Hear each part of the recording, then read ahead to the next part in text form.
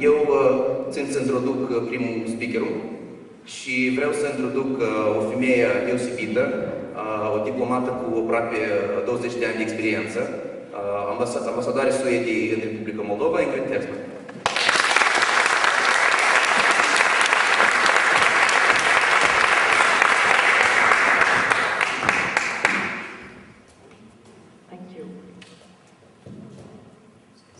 Is it okay if I stand down there instead of up on the stage? Good. It's a good idea. Does everyone understand English? Do we need an interpretation? Good, good, good. Then, yes, as Linda said, I'm Ingrid Tersman. I'm the Swedish ambassador to Moldova. I have been here 2 years this month. And when I got the question from Eugene whether I wanted to participate here, I immediately said yes. I didn't think about whether I loved my job or not when I said yes. I did that afterwards, when I started thinking about what do I want to convey to you and what do I want to discuss with you. And I'm happy to say that yes, my answer is I do love my job. And I will later come back to you why I do that. What does an ambassador do? You can find formal explanations in the internet and from your various ministries. But I see the job of an ambassador as very much of a bridge builder. You build bridges between countries and between people. You explain the values of your country to where you serve. You lead the embassy if there is an embassy where you work. Sometimes you also have to come with very clear messages on issues that are difficult between your country that you represent on part of your government or your head of state and the government where you serve. And I think if you look back into the history of diplomacy, at the core is of course to prevent conflict and to prevent war.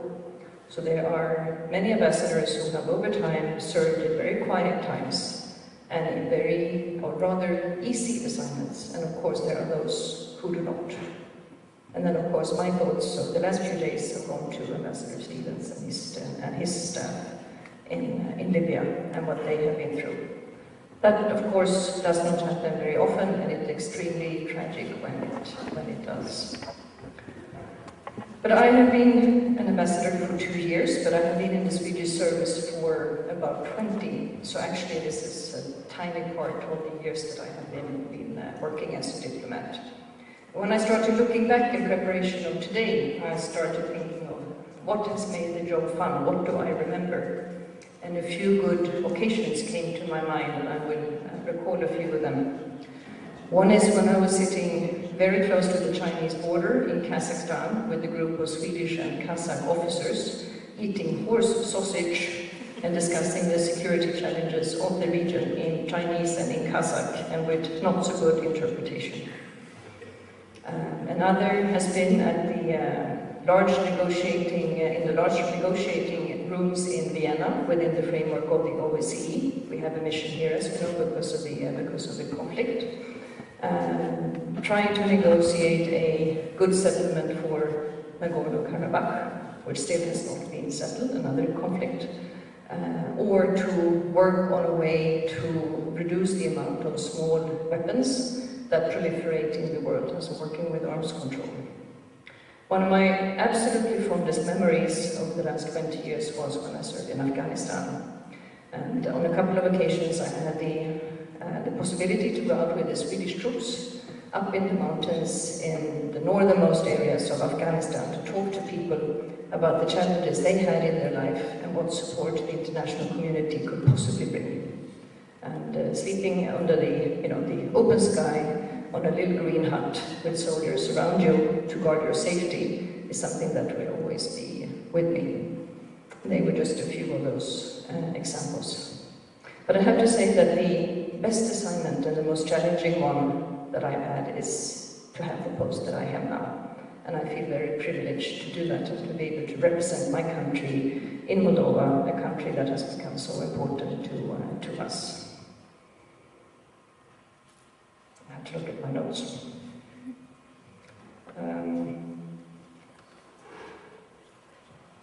When I have been looking back at many of the jobs that I have had, and there are quite many, they go from negotiations, as I said, they go to more field trips. I have served at the Ministry of Defense for a few years.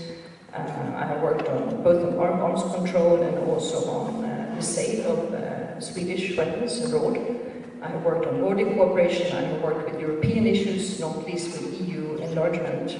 I saw that it is very, very varied. And I was asking the question to myself, how did I change my jobs? And how did I seek out what it was that was important for me?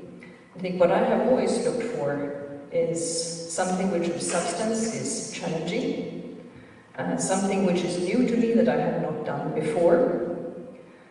I get rather easily bored, so changing jobs after 2 or 3 years is not a bad idea. I have looked for good colleagues, and I have looked for good bosses. That is always good to have. I realized I have never looked for rank, but I have gone for something which I could feel passionate about and where I feel that I can work a lot with. And I think one of the reasons for that is that we all spend a lot of time at work over the many years that are our careers. And I think that it's important to spend those hours and days with something that you like. And I trust by doing that, you also become better at what you do.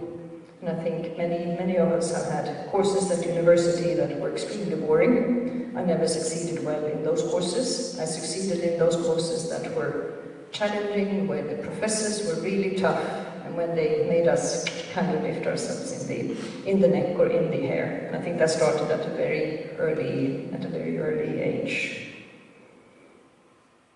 When I was very young, I wanted to become a gymnastics teacher. I trained gymnastics, and I thought that was my career path. Then I became a little bit older. Then I wanted to become a captain of the sea. I wanted to be in charge of a hangar on an oil tanker that would go across the ocean. But then somewhere after that, reality struck, and I started studying economics and business at university. And during those years, I got interested in public relations. And I was quite convinced that that was something I was going to do for my career. I worked at a very good PR firm in Stockholm, liked it very much, and I had the chance to move to the States. And I tried to continue with the same vein of work there, but it didn't really suit me, so I went back to school and studied my next degree in international politics. And then I began to feel at home. And that was the time when I was 31. When I realized that this greater field of international politics, that's where I want to work. And that took me to a 3-year assignment at a think tank in Washington.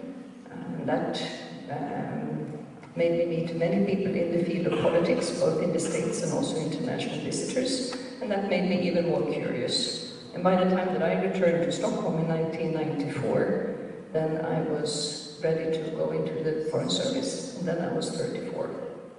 So I still look back upon my career and say that I changed careers at the age of 30. So actually, I had done a lot before I entered the Foreign Service.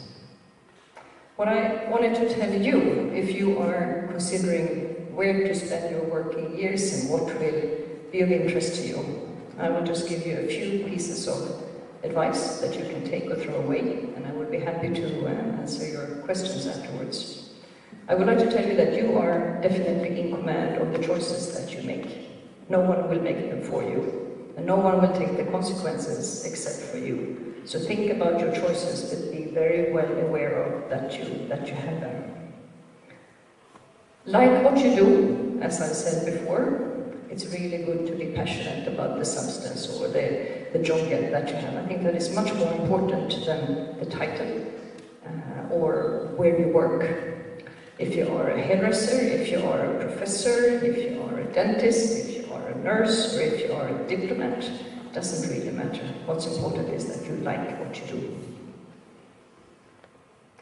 I think it's important to learn languages, because whatever you do, you will always have the opportunity then to communicate with people from other countries and understand how the world actually works.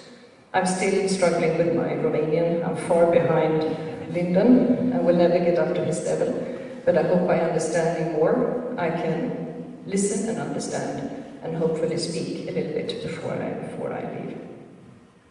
I think it's also could be a good idea to find mentors in your career, to find people who have gone before you, who you can use as a board plank, who you can ask questions to, who you can ask the questions you don't dare to ask to any of your friends perhaps, but someone who can support you along the road.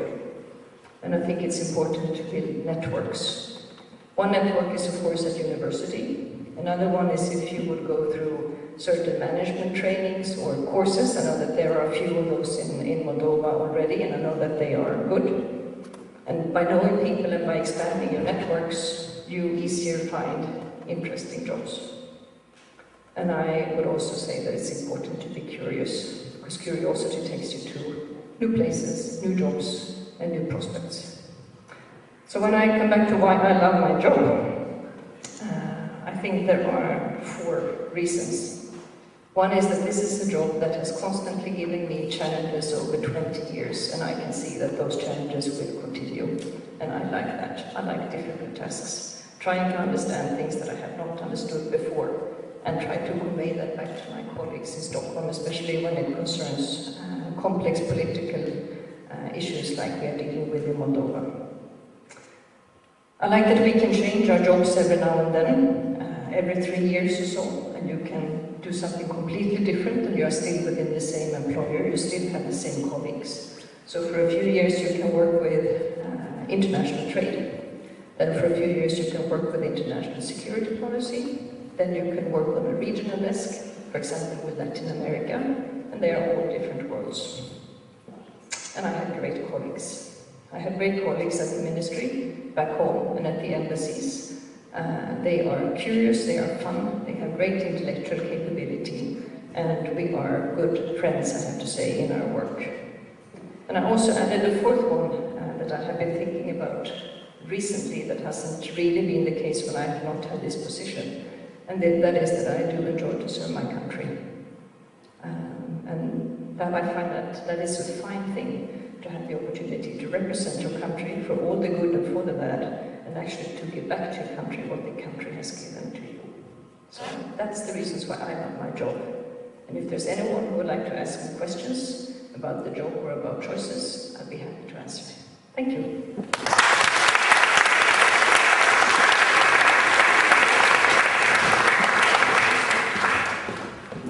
Întrebări?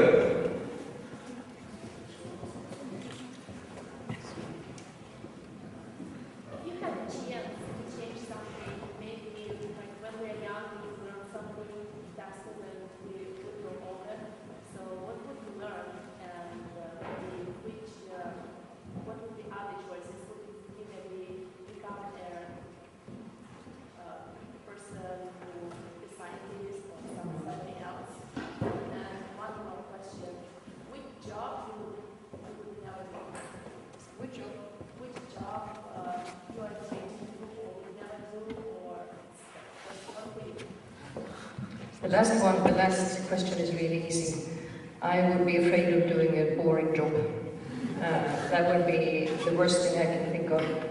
And I think that's, in that vein, it's very good to have had different experiences over the years. When I went to university back home in Stockholm, I supported myself with various jobs during my vacations. I worked in a restaurant, that was great fun, but I also spent one summer in a burial home writing emails for funerals. That is not to be recommended. If I would change something, I think for myself, if I had understood earlier that I really needed a solid education, if I had understood that when I was 18, then I would have made different choices. It took me a long time to find where I felt at home. On the other hand, the journey to come to that position, I think, was rather good, because it also made me feel safe in where I am. In addition, languages. Learn languages and keep those.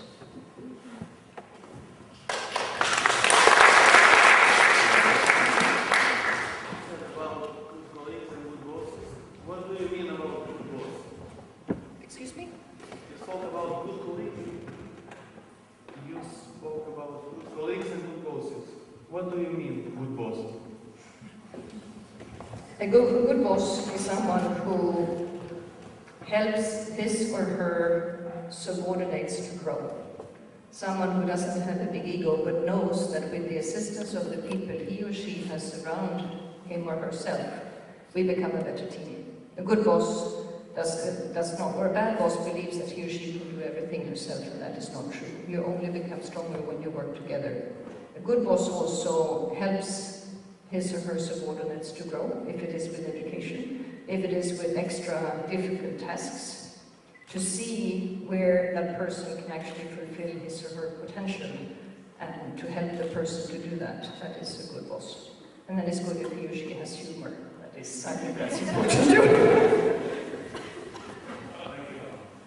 Yeah, my question is, as ambassador from Sweden, do you have a choice as to what country you could be ambassador, or they assign you that position? Since a number of years back in our foreign service, everyone applies for every job most of the time. So we have a system where jobs for next summer come up for application in the previous fall. And it's usually the issue that everyone who thinks it's time to move, when you have been for 3 or 4 years in your current position, that you apply for the jobs that you think that you want to have the next fall. And that could be 3, 4, 5, or 6 positions. I think you can actually, fill it up to 10. And then you will have to motivate why you would be suited for that position. And then it's up to the personnel management and to, of course, the management of the ministry to decide whether you are good enough for the next position. How many are those political appointments? They are very few. In our ministry we have around 1,600 people, and about 1,000 of those serve abroad. We have 3 ministers in our ministry. One is Foreign Affairs, one is Minister of Trade, the third is in the Minister for International Development. Each of these ministers has a state secretary, so that is 3 political appointments. Then in addition, they each have a media person, and they each have 1 or 2 political advisors, and that's it. So less than 20 political positions within our ministry. What is the country where you would like to serve next, and you didn't have a chance, and why? That's a very good question. I've always been fascinated by the Middle East, and I also am quite interested in certain parts of Latin America, but I do not speak Arabic and I do not speak Spanish. I've used most of my career in this part of the world, from the Baltic countries to Central Asia. So I think that is probably where I feel most at home.